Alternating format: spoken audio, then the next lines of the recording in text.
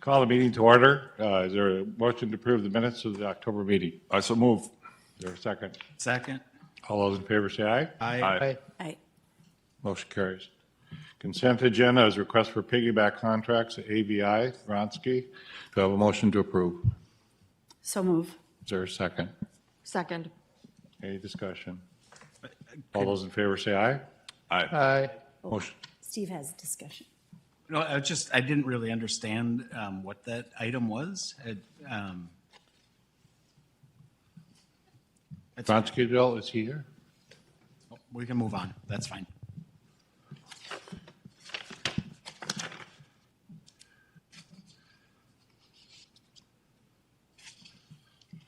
So I can maybe help. So they are part of the ARP funds so are you questioning the service or? So it's to put a microphone, because they've talked about putting ballistic glass in the admin. Okay, so it's for communication to the public, right? Correct. So we have, in our space, we have the little thing that you just talked through, right? Is Right. this something different than that? It's my understanding that it's an improvement from that. Learning what we've learned Yeah, from down exactly. there, it's an improvement. Well, that makes good sense then. And maybe Jill can add. Yeah, it's a better system than what we have in auditors. Okay, So it's just the communication part of it, separate from the ballistic glass part. okay, sounds good. Very good. Okay, regular agenda, number one, House Bill 1307, Back to Blue Grant. Joe Anderson, do explain. And Joe, actually, you can come up to the table for this. This it's a little bit more. We can look at you closely if you're starting to sweat or anything.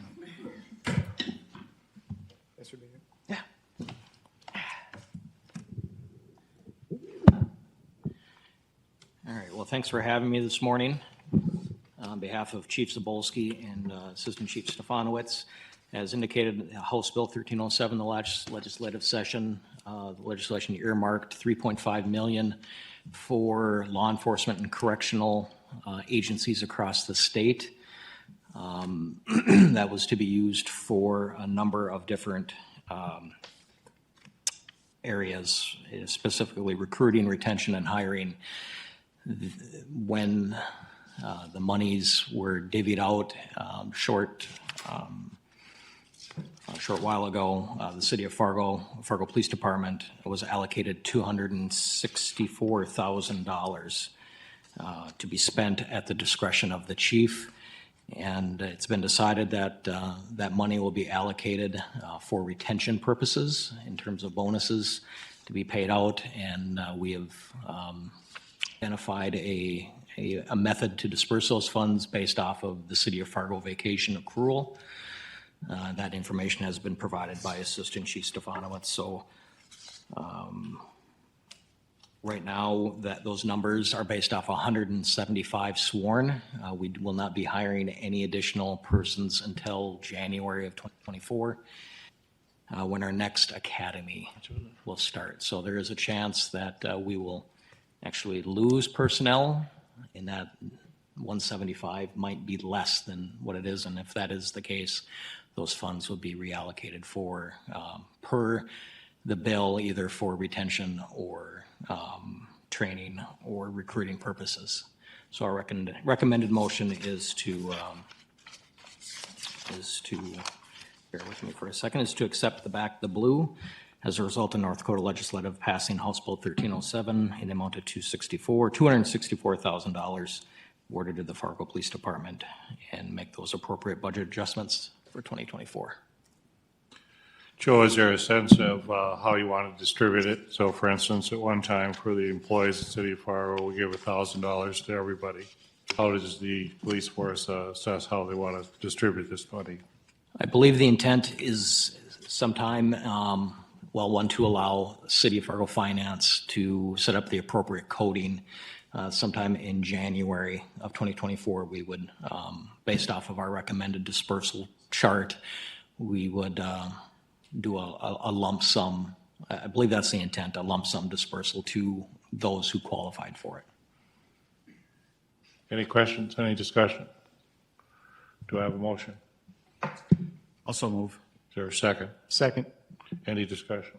So just for a statement for the public, I guess it says on here that there's no city match or anything like that on this. It's just, That is correct. There is no city match. There's no city obligation other than accepting the funds from the state, from the Attorney General's office. And then do you happen to know, did the chief or will they work with HR on setting up that, Yes, so how it's, they're gonna formulate that then? yes, so the assistant chief has already been in contact with HR, I believe with HR, but I know with finance in particular, with Jordan to come up with the dispersal plan and how we're going to do that. Like I said, it's been really based off of the vacation accrual chart that the city has in place.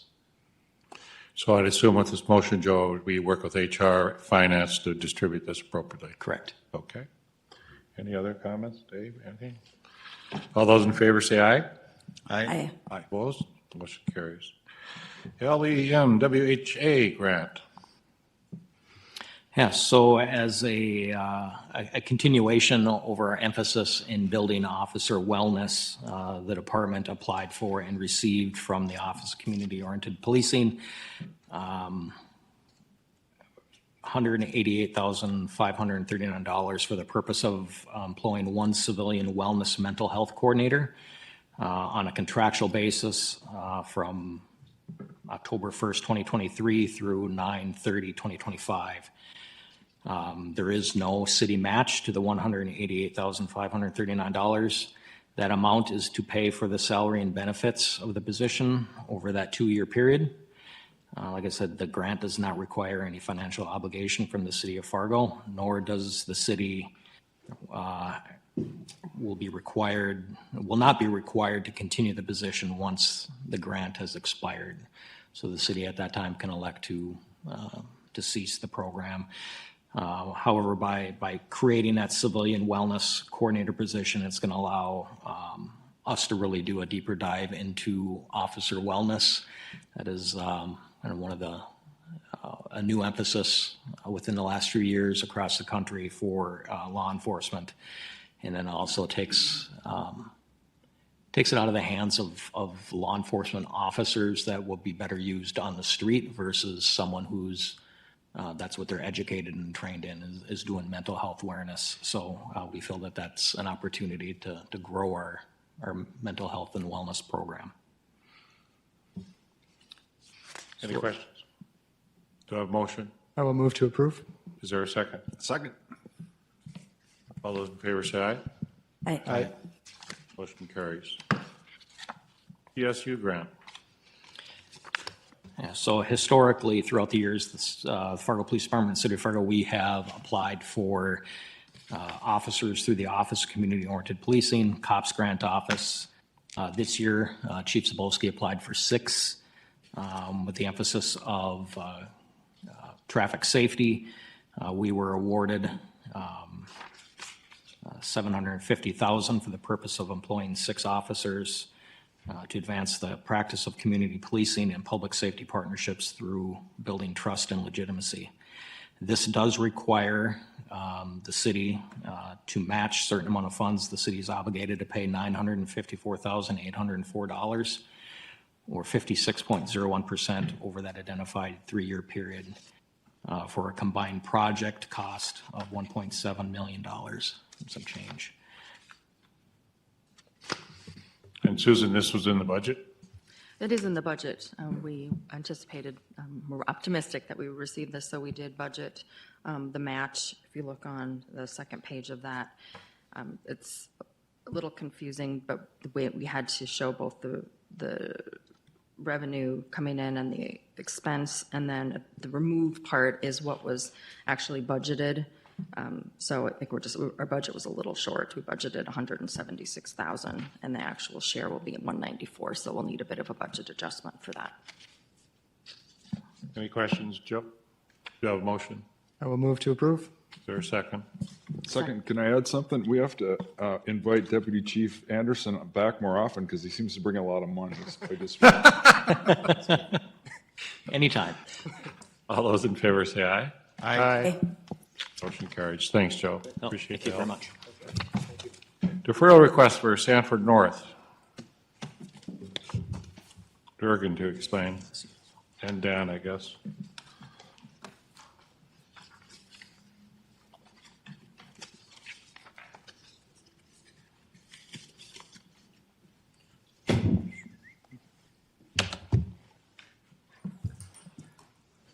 Well, good morning, everyone. I'm going to talk about both items kind of similarly because they are unique in a lot of ways, but we'll start with the Sanford request.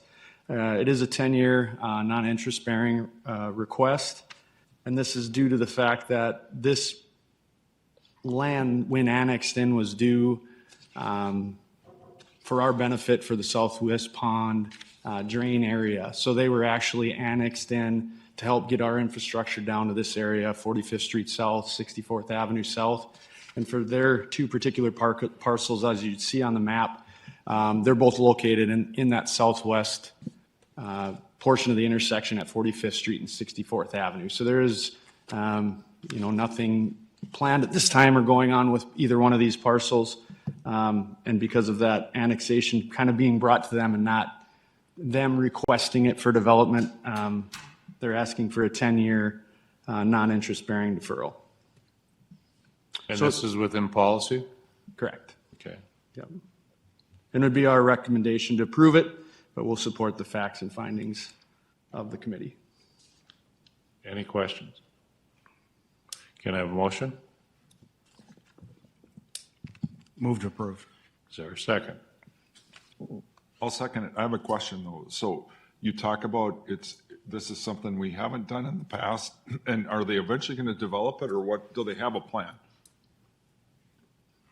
I believe at this time they have no plan for development, but there would be future. Town's coming up. Well, and this is following policy that we've used in the past, isn't it, on annexations? Yes. Yes. And again, really, this is that 2,300 acres that were master planned in the Southwest Metro area. And like Doug mentioned, it was really us that led the charge to annex this area because we needed it for our infrastructure to support that overall growth there. But yes, eventually it will be developed. So can I ask one more? So obviously this is 64th Avenue and that's an arterial we're concerned about. So is this being included in that a little bit? Obviously the plans with that, it's in that area? The deferrals would include some of the recent projects on 64th, including the overpass, if that's what you're asking.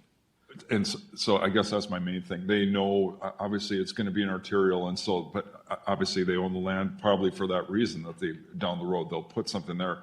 But my main thing is we've got an issue with Horace and making sure we keep these arterials reserved. And so they are aware of that, right?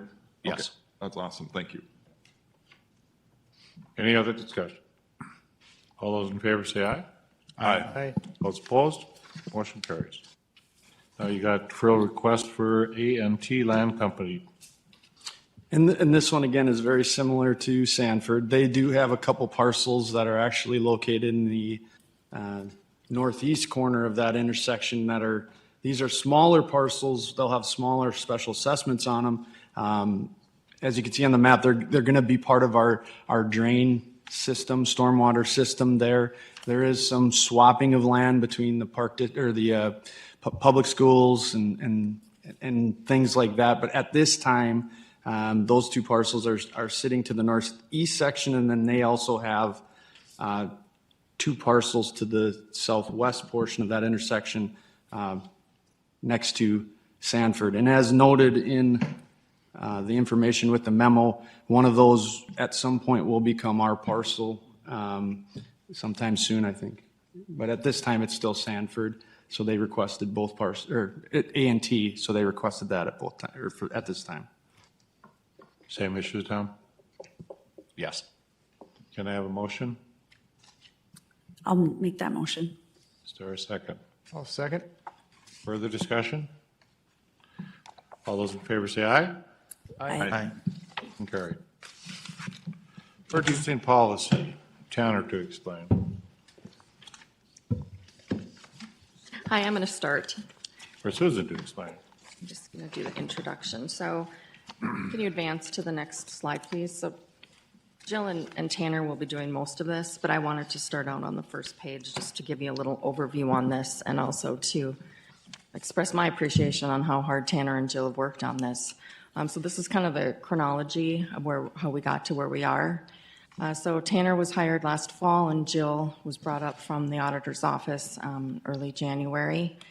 Since that time, they've been working with the various departments on the existing purchasing policy, what's working, what's not, what unique items do they see. They've also been researching Century Code and working with Nancy. They've assisted departments through many purchasing processes. I've got a lot of compliments from other departments on how that's helped them. Tanner attended the National Institute for Government Procurement. We drafted an update, and then I think a really important part of that was then he took that back to a lot of the big purchasing departments to see what issues they might have with that or what questions. And then, of course, we had the legal review by Nancy. So that brings us to where we are today. And we're going to talk about this at this committee, and then we hope to bring it to the City Commission next week. And then I think just as important as that, I think, are the next steps on how we're going to roll this out. So we've already got plans to take kind of the traveling road show to the different departments. Jill and Tanner, along with the accounting tech in our office that works with the departments, to provide some education. We're looking at setting up an intranet that's kind of a one-stop shop internally for finding all of your purchasing items, RFPs and different state contract links. And then, of course, Tanner and Jill will always be a resource for departments on working on this process. So I will turn it over to Tanner. So on this slide, we have our top 8 objectives that we kind of want to strive. These aren't only just internal objectives, these are also external, and then also assisting city commission items. We're trying to encourage more vendor access and fair bidding processes. We do have a new ERP coming in that's going to have a kind of a punch-out system that will allow vendors to register and see a little more clearly items that we have available for procurement. We ensure stewardship of public funds, standardizing our RFP, our commission agenda items so that you guys are seeing all the same templates that we have available. Our current efficiencies through tools and templates, whether it be commission agenda items, our RFPs, our quotes. I'm trying to standardize all our templates. And then we're here to address unique and or special situations. Something comes up that we don't have to deal with every day that we may become a pretty good resource to. Some updates to the policy. So like Susan said, I attended the NIGP conference this summer. Learned a lot about best practices. We've worked quite a bit with the state, the OMB. And so here are some specific updates to our policy.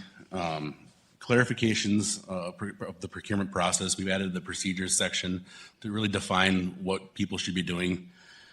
Updated limits and approvals. New exempt purchases.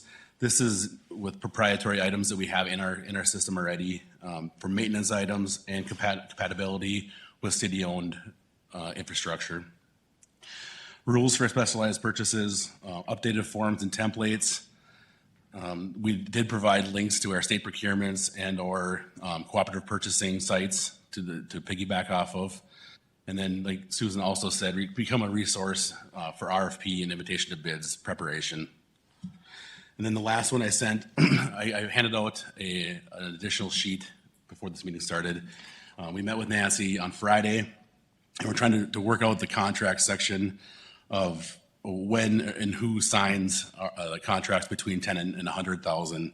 And we've came to the conclusion that if reviewed by the city attorney, signed by the city administrator, or city assistant administrator, or the department head, and attested by the city auditor, then the documents we sent to the purchasing department and retained for long-term storage. Can I ask a question, Mr. Chair?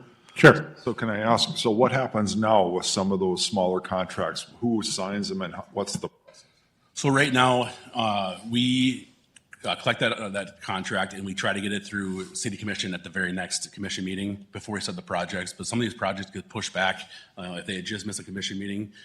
Some projects that should have been started, 3 weeks ago are getting delayed for 2.5, 3 weeks. And we're running into some timeline issues. Vendors are getting booked up.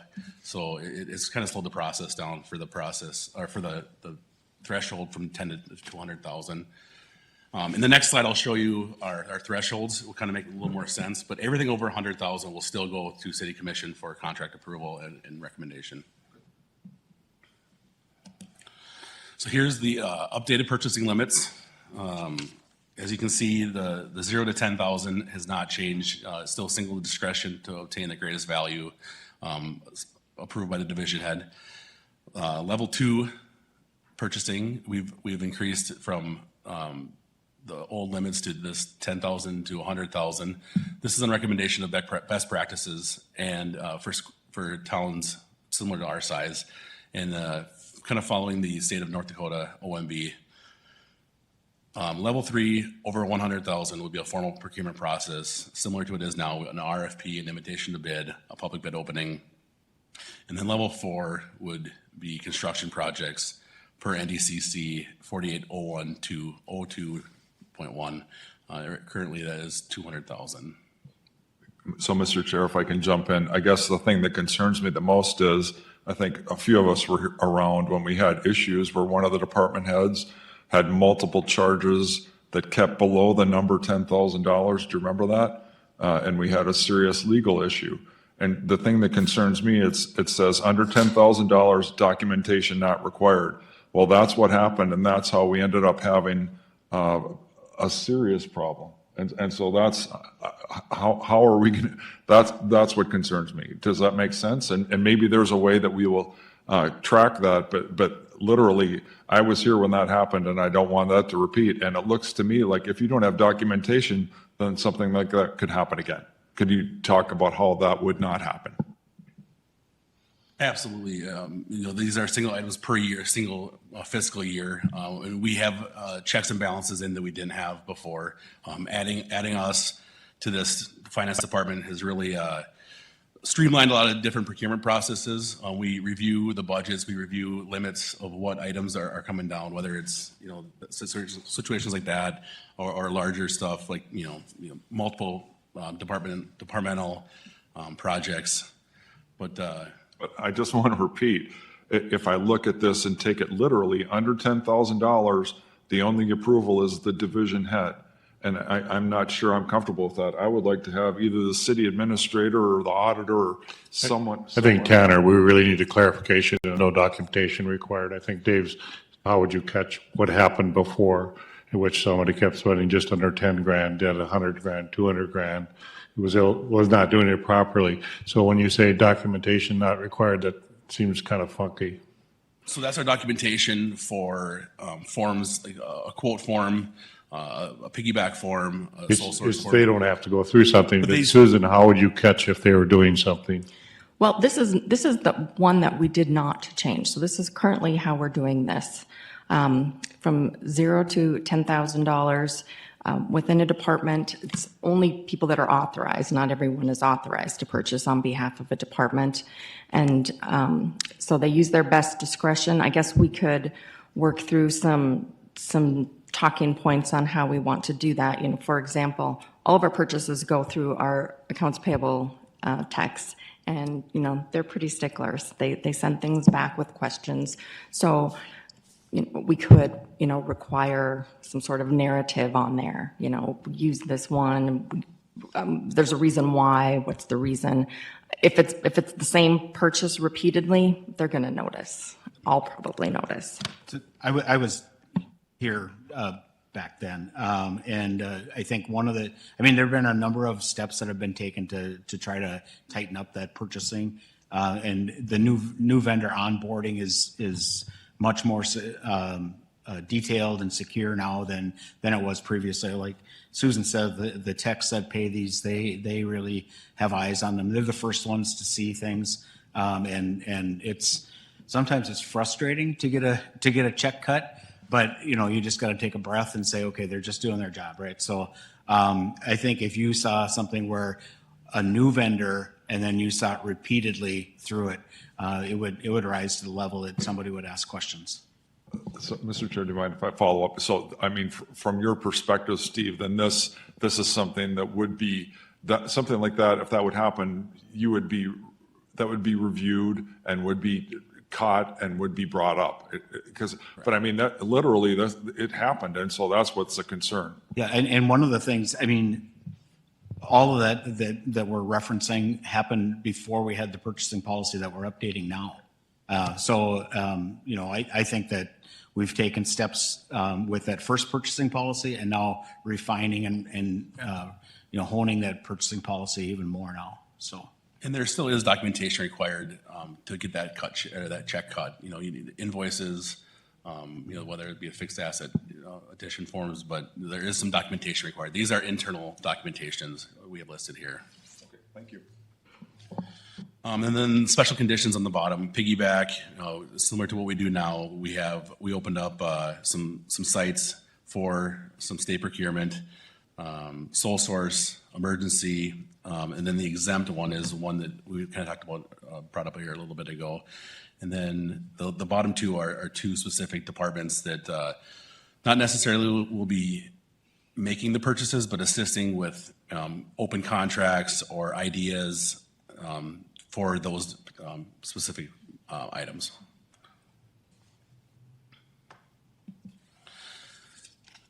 And then that's our recommendation, or the Finance Committee recommendation to recommend the City of Fargo Purchasing Policy and Procedures Manual as presented. Question of department heads aren't going to be surprised by this? Dave and I aren't going to get calls from people and saying this is totally different, or? Nope. And we've actually cleaned it up a lot and added that procedures, and we've had some really great responses from our department heads and admin team. Very good. Do I have a motion? I'll make that motion. Is there a second? Second. Any further discussion? I'll just comment that what I've found with the addition of Tanner and Bill is that it's really an assistance level. Let's just take the AMI RFP that we did, without Tanner's assistance being there to make sure that we're covering things the right way and to thoroughly go through those documents, we probably would still be trying to create that RFP. So I've found that the addition of the purchasing team has really been helpful to assist us in getting our purchases made properly. Very good. All those in favor say aye. Aye. Motion carries. Finalization of the CARES and ARP funding. Susan Thompson to explain. Sheet that was handed out. Hello, yes, I did distribute that. I'm sorry I didn't have it in the packet early. Was working on it up till this morning. So the intent of this is to help guide us as we get towards the end of the year. Wyatt did his third quarter reconciliation, so we have everything up to date. Wanted to just share where we are in the CARES funding spend, and then also a finalization for the ARPA funds. CARES funding, the city received nearly $16 million. Funding for that has been spent throughout the departments and the community based on needs, food and rental assistance, shelter aid, housing development, business assistance, some overtime for police resulting from the pandemic and the civil unrest, police body cameras and other protective gear and capital items. So as of our third quarter reconciliation, 3.3 million remains to be finalized. Those have all been previously approved, and so no action needs to be taken on that. I just wanted to point that out. And then regarding the ARPA funds, the city received just over $20 million in ARPA funding. That all needs to be spent prior to the end of next year, so that's why we're trying to kind of finalize everything. Again, we've spent funding on a variety of departmental and community needs. As of the end of October, there's $6.7 million that remains to be finalized. 2.7 million of that is previously approved and kind of in process, so it's been identified and ongoing. And then on the second page, I list the 4 million that has not been spent and was kind of just roughly allocated to certain items. I'm going to ask at this point that we redirect that money to the general fund. I'll walk through the items. It totals just over $4 million. So the first item, it was a transfer to the parking fund. At this point, I think it's best spent in the general fund. We're doing some ongoing analysis of parking and have some other ideas if funds are needed there. The South Side Fueling Annex, that's only a partial of that entire project. It'll actually come in at more than that. I'm proposing that we address that as we develop that project. It's a long-term asset. It'll likely be bonded. Fund 402, that's the capital fund, and those are the long-term items that we typically bond for. It's just a general allocation. There was $88,000 that was not allocated.